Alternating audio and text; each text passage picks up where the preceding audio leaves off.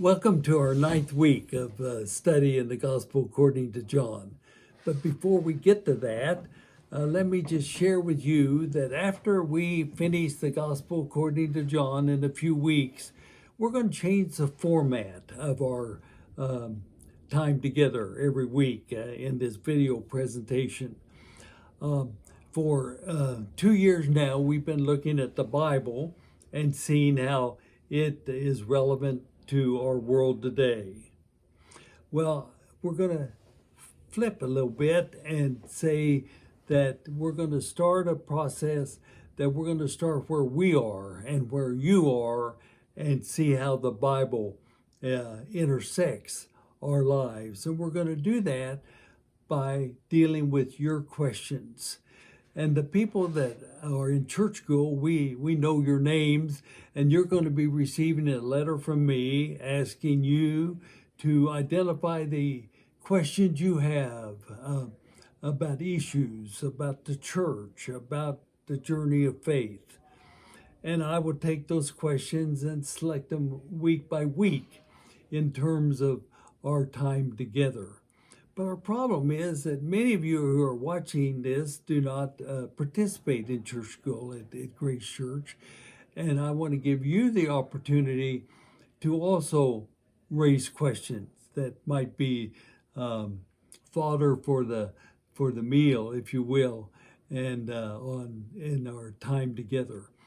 And if you would like to have the opportunity to ask questions, I simply suggest that you call the church office 620-221-0618 and simply indicate to them who you are and that you would like to receive a letter about the church school curriculum and the opportunity to ask questions. And we'll be sure you get the letter from me, and therefore you can participate in forming our curriculum as well as those who attend church school. Thank you. And this week we're exploring a pivotal text in the Gospel according to John. And in my understanding of John, chapters 1 to 6 lead up to chapter 7 and the first part of chapter 8. Everything after this text this morning that we're dealing with, everything after this leads us to the cross and the crucifixion. But everything before this leads up to this section we're dealing with this morning. Today we experience a drama that I will outline in 4 scenes. And after the video, I encourage you to read chapter 7 in the Gospel according to John and the first 10 verses of chapter 8. It's as good a read as you can find in the Christian library of 27 books. It's only a 5-minute read, but it's a winner as far as a presentation of the message of the Christ event. Remember, John's Gospel was written to answer a question: what does the Christ event mean? And the threefold answer to this question we've talked about the last couple weeks. Number 1, Jesus is not God. Jesus is the spiritual Son of God. But secondly, in the Christ event, we experience God. And then thirdly, Jesus is God's messenger to humanity.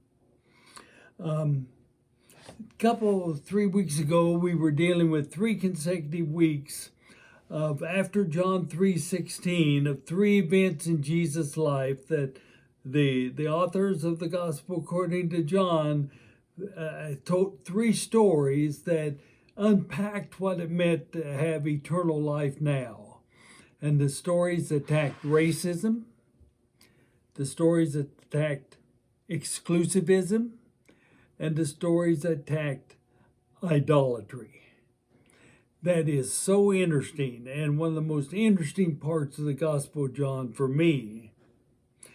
But this week, friends, we're dealing with something that's not just interesting, it's powerful.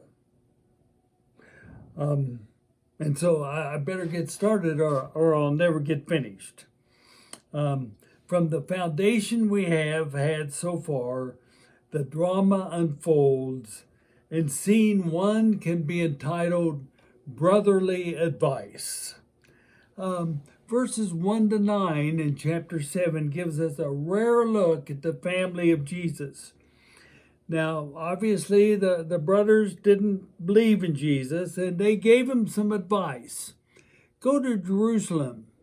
Tell people who you think you are, because there's no way the establishment is ever going to accept that the Son of God could come out of Galilee, the old northern kingdom, sort of a distance away from the head of all that took place in the Jewish community in Jerusalem.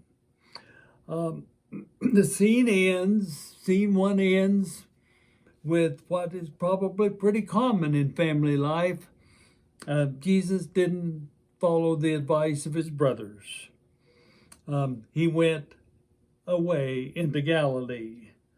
The scene is short and sweet, but plants a seed of the rest of John's gospel, that everyone rejected Jesus, including his brothers. Now, scene two could be entitled The Claim. This is verses 10 to 31. It begins with Jesus deciding on his own to go to Jerusalem without invitation, without any kind of preparation. And he was going to go to Jerusalem for the festival of the booths, a big annual festival of the harvest. And he went, quote, in secret. And as he went in secret, people not knowing who he was, he heard the murmuring about his teaching. Some were interested, some were annoyed, and he decided on his own to make public his identity, and he went to the temple where rabbis taught. And in verse 16, the claim is recorded. My teaching is not mine, but his who sent me. The teaching is not mine, but is the one who sent me. That claim was first on the headlines of the newspaper, if there would have been one in that day. Then he unpacked the meaning of sonship, that Jesus' will and God's will were identical, one and the same. And then he went on to show how the law contradicted itself. This and other teachings really infuriated the Pharisees and the Sadducees, for they were the keepers of the law. And this man, Jesus, just irritated them to no end. The end of scene two. Jesus made his claim. Now let's go to scene three. I think it's best entitled The Showdown. Verses 25 to 52 in chapter 7 tells the story of the showdown between Jesus and the Pharisees and the Sadducees, the keepers of the law. Their irritation rose to the level of being annoyed, rose to the level of them being threatened. And so in light of the threat of this man Jesus' teaching, what did they do? They called on the temple police and gave the temple police orders to arrest Jesus. That's how threatened they were. They called the police out. Now, there's a reference in verse 35 that's sort of fascinating, and this is that just a verse or two, that John's message was to convince the Greek world that Jesus revealed to humanity that there's a spiritual realm of human existence beyond what the intellect can understand, and that spiritual realm of existence can only be experienced but not defined. And this reference in verse 35 is that Jesus might flee to the Greeks to present his case, which is really the author's case as he wrote his gospel to attract the Greek world to follow Jesus. And then we return to the drama. The drama continues, and the temple police returned to the Pharisees and the Sadducees empty-handed. No arrest was made. Why didn't you arrest him? You were with him. You could have arrested him. You have the authority, our authority, to arrest him. And verse 45 in chapter 7 records a reason. Never has anyone spoken like this. Indeed, the confrontation ended. The scene is over. The police did not arrest Jesus, even though he had made his claim back, is recorded in chapter 7, verse 29. He had made his claim, I know him, for I come from him and he sent me. I know God, for I come from God and he sent me. And the police simply had not heard anything like that before. No arrest was made. Now for the climax. Scene 4. The pivotal story in John's Gospel. Chapter 8, verses 1 to 11. It's the story of the woman taken in adultery. And according to the law, she could be stoned to death in public. Now, this woman was encountered by people prepared to carry out the law. Very proper in the time of the festival of the booths. Many times is when people were called to accountability before the Pharisees and the Sadducees. Well, and Jesus responded to this event. The woman taken in adultery, the men held the stones to put her to death. And the story is that Jesus doodled in the sand. And finally, Jesus said, the one who was without sin may cast the first stone. The drama continues. One by one, persons dropped the stone and walked away.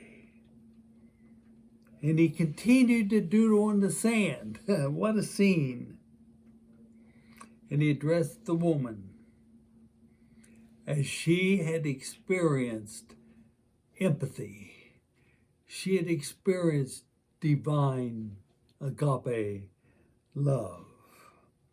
She had experienced eternal life now. And she left, and the die was cast. The drama will now lead to the cross. The Christ event had replaced the law as revealing the nature of God's divine love. A better story could not be told to reinforce the understanding of divine love. Remember, in Jesus we experience God. Indeed, a better story could not be told than John 8, 1-11. Now, before we finish, it's important to share that most scholars think that the story was a late addition to the manuscript, because manuscripts exist without this story in it. And I could just imagine that someone in the community, as the manuscript was studied for distribution, this community who cherished the tradition of the beloved disciple John, and one of them said, you know that story about Jesus confronting those who were going to stone the adulterous woman to death? You know, that story could fit right here, for there's not a better story to tell the story than this one. You see, whether or not it was a late addition is irrelevant to the authors of the gospel according to John. They weren't interested in chronology of did this chronologically fit here, but it fit the message, and in story form made it perfectly clear.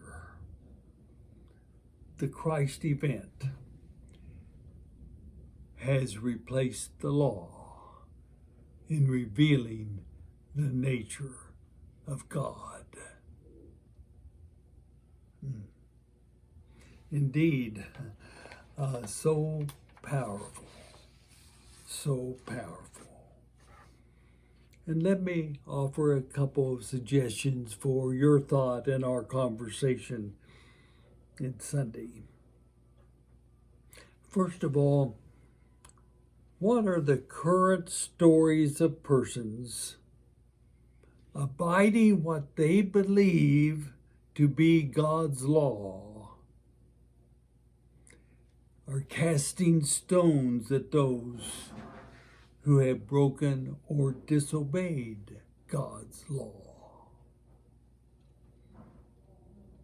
What are the current stories of persons, to repeat, abiding what they believe to be God's law, casting stones at those who have broken or disobeyed God's law?